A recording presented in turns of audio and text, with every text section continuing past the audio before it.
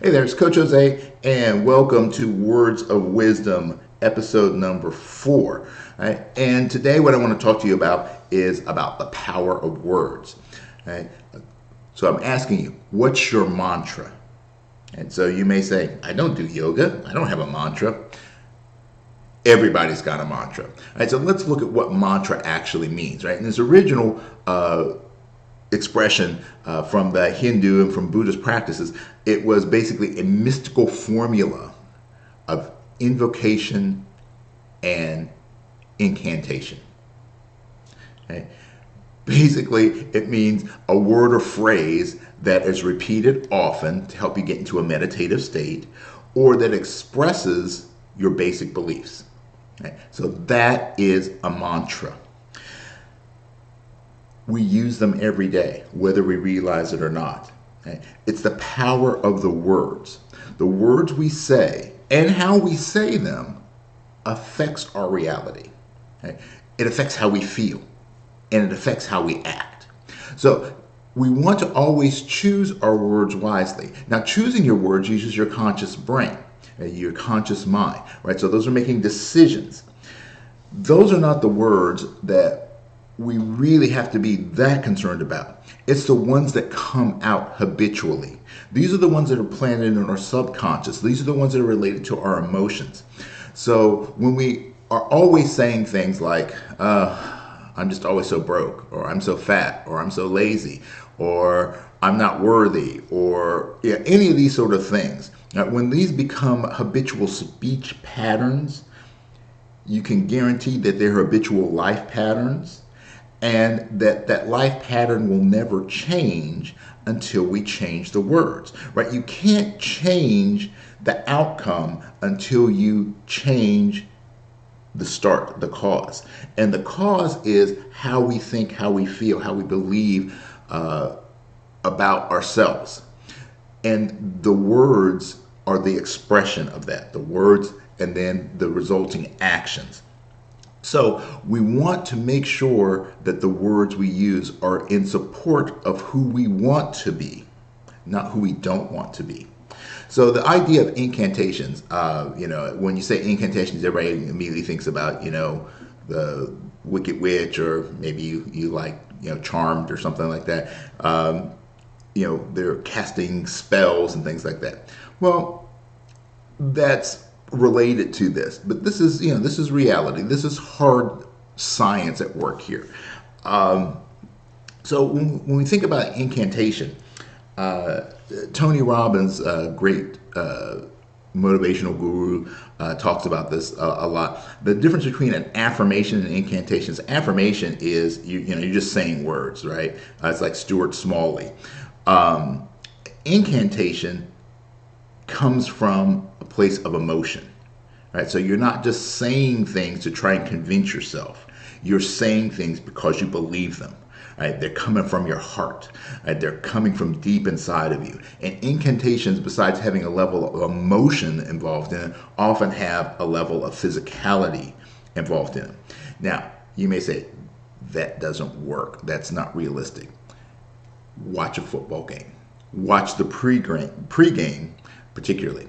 Right? Drew Brees, one of the greatest quarterbacks in NFL history, he's also one of the greatest motivators, and he uses basically incantations. What do I mean? Right? All the guys get together in a circle, and Drew is in there, and he's the smallest guy on the team, but he has this huge heart, and he starts talking, and he talks and he talks and he tells them how great they are and how hard they worked and how they're going to do this together. And the longer he talks, the more energy comes up, and the more energy comes up, everybody starts moving and shaking and nodding and agreeing, and like this, and all right, we're going to go win. And there's a physiological as well as a psychological and emotional change that goes on. And these guys go out and they play high level football. So we see this happen consistently in areas outside of ourselves. And these are examples of positive use of incantations. The thing is, we use negative incantations all the time. when we convince ourselves that we're not worthy of something, that we're not good enough, that we're not talented enough, that we're not smart enough, that we're not, whatever we're going to convince ourselves, that we're fat, we're dumb, we're ugly, right? All of these things that we convince ourselves of.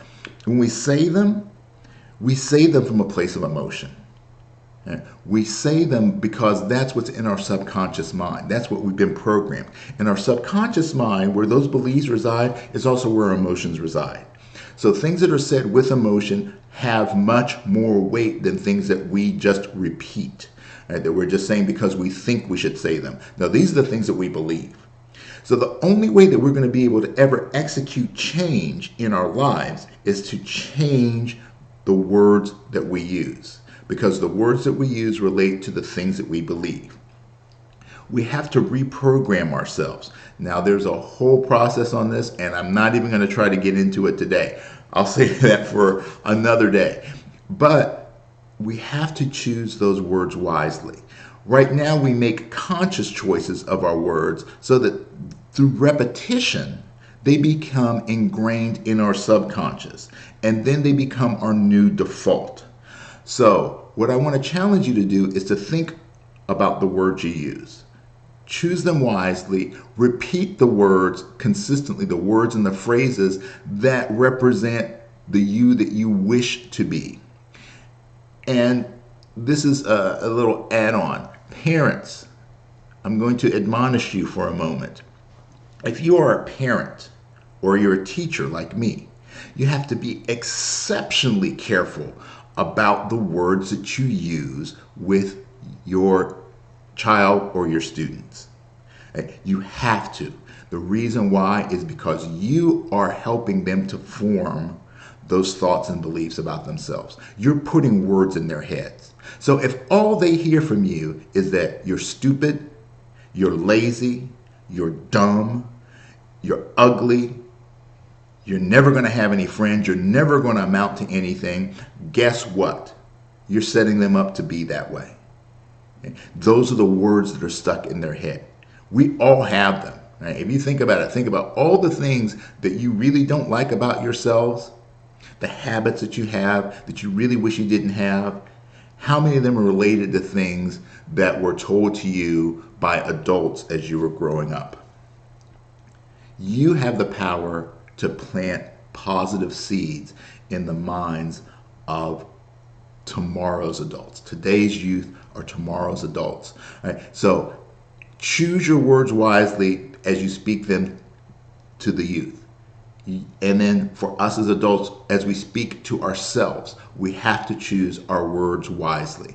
Right? Make sure that you're using the right mantras on a day-to-day basis until those mantras become your reality. All right, so this is Coach Jose. See you next time.